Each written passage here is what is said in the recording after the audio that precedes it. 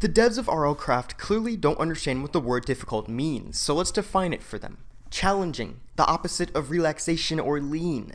Unfortunately, they also don't know how game design works, so let's look at a game that does what RLCraft tries to do, but unlike RLCraft, isn't a rocket made by a 4-year-old that comes crashing down back to Earth in a miserable fail. Sekiro Shadows Die Twice, an incredibly difficult game that manages to still be incredibly fun. All games should be fun, because it's a video game. It's up to the devs to decide how difficult or easy they want their game to be. You can make it as hard as you want, but remember that it's a game, so it still needs to be fun. Another basic rule that remains throughout all games is that you need to give the players the tools to be able to beat your game, or else the game isn't a game anymore. It's a lottery ticket. Will you get an ore monster to spawn when you break this coal? Who knows? Will you be able to drink water and not be infected by parasites? Who knows? Will you be able to use the items in the chest you just found? No, because you need to somehow get past all the things we were throwing at you to gain enough experience to be able to even use it, let alone survive while using it. Minecraft is a sandbox game. Removing the ability to use items that you have found or even crafted is literally defeating the purpose of the whole game and making it objectively worse.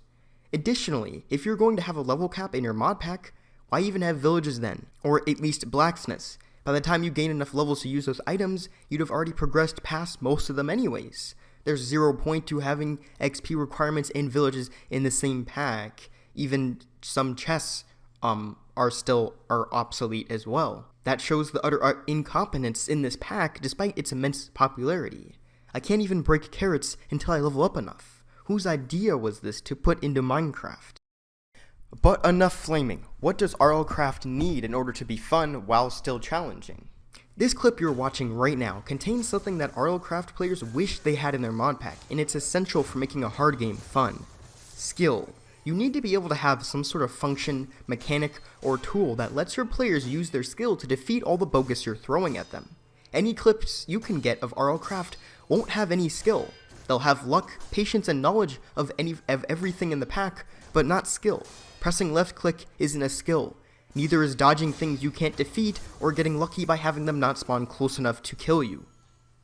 Let's go more in depth. What else can RLCraft learn from Sekiro Shadows Die Twice in order to be fun but still challenging? Well, for one, like I said before, the game needs to give you the tools you need in order to defeat your enemies, just like Sekiro does. Shadows Die Twice makes it so that it's always your fault if you die, not something that the player couldn't control. If you don't press B here and dodge, you'll die. It gives you a block and deflect to protect against the fury of sword slices coming your way. You level up and gain more abilities that help you defeat attackers with new weapons and that have new attacks. Now completely opposite to that, in RLCraft, you level up to gain more experience or use items that you're literally holding in your hand. These items have durability and will break, but unlike in Breath of the Wild, you don't get any other abilities to help you get those weapons back. No weapons for defeating enemies, at least not any that will really help you. It's a confusing and complicated mod pack despite being in a sandbox game. It's limiting for no other reason than being limiting. It stops you from doing things that you could do in Minecraft for no other reason than adding artificial and fake difficulty. I could really go into RLCraft and compare it to so many other games for hours just to show you how actually broken it is in terms of game design. But instead of doing that for too much longer, I'll simply say this. It broke the only golden rule in gaming. Your game has to be fun. It broke it by not giving the players the tools to beat it. It's not difficult. It's just straight up unfair and unfun. When I die to something in Sekiro Shadows Die Twice, I know it was my fault and I can still have fun. But unfortunately, I can't say the same for RLCraft.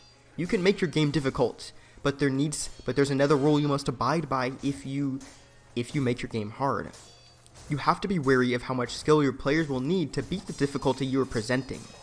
RLCraft never considered that, because if they had, they would have seen that the mod pack doesn't take any skill at all.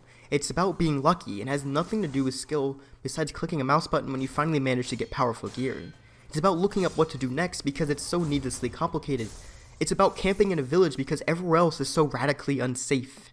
Instead of overcoming your fears of what lies at the top of that tower by practicing combos, how to deflect properly, or even something more like Minecraft where you have to build well in order to defeat a boss that demands you replicate his castle or he will kill you or something like that. You simply understand that you don't have many other ways of getting better gear unless you go to that very tower in question.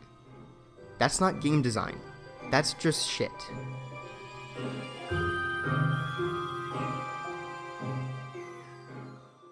It really doesn't make sense why this mod pack is so popular. If I had to guess, it's due to it being a trend, and trends only get bigger and bigger until the next trend comes along, and then they come crashing down. But two, more importantly, it's because Minecraft is a very easy game. Lots of people have played it for years now, many years, and they do want an actual challenge in the game. But like I've said before, AutoCraft is not a challenge. It's just flat out unfair and unfun due to it not supplying the players with the tools they need to beat the mod pack and making them struggle by design through a very grueling and boring mid to start game. The sad part is that AutoCraft could be a very challenging mod pack if the devs were updating it to make it harder with each version. In version 2.9, the newest one, they made it harder to craft certain items and you can't obtain mounts nearly as easily. If AutoCraft stopped being so limiting on the sandbox parts of Minecraft which make Minecraft fun, then it could actually perhaps be a fun challenge. But as of now, it's not, and based on how they're updating it, it never will be. Thank you so much for watching. If you liked this video, then make sure to subscribe. I'll be making a video similar to this on Monster Hunter World and later on Destiny.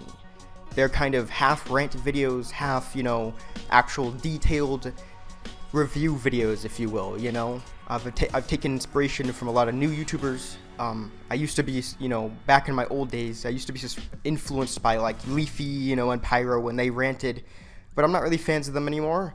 I'm not subscribed to either of them anymore, so there's different YouTubers like SkillUp, who is a very great reviewer, and he doesn't rant about things, he like compares and contrasts like I have in this video, and gives detailed criticisms like I also have.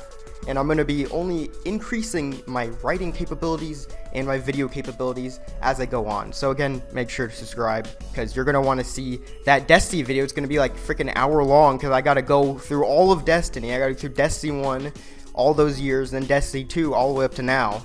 It's going to be crazy, so make sure you subscribe. Anyways, it's been a crazy 5 years, and I'm finally going to start turning this channel from a time memory capsule to an actual YouTube channel. So yeah, subscribe. Peace out.